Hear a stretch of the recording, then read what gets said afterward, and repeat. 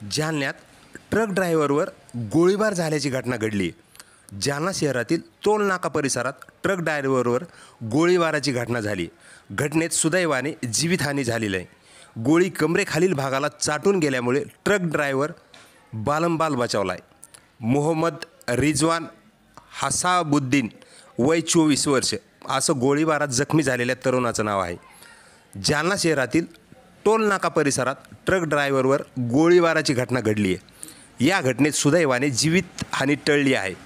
गोळी कमरेखालील भागाला चाटून गेल्याने या 24 वर्षीय ट्रक ड्रायव्हर बालंबाल बचावला आहे. मोहम्मद रिजवान हसाबुद्दीन वय 24 वर्षे राहणार मुंबई असं जखमी झालेल्या ट्रक ड्रायव्हरचे नाव आहे.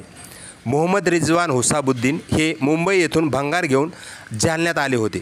यावेळी कारमधून आलेल्या 3 जणांनी जालना शहरातील जालना छत्रपती संभाजीनगर महामार्गावरील टोल नाक्याजवळ ट्रक चालक मोहम्मद रिजवान याच्यावर गोळी झाडली आहे.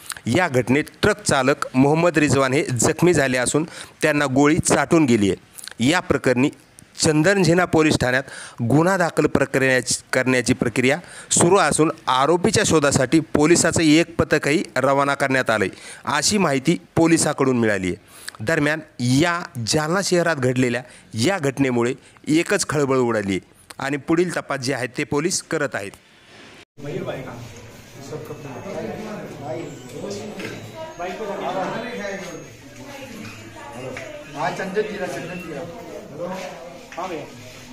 का नंबर भेज सिंह भाई से बात कर लेना, जल्दी बात करा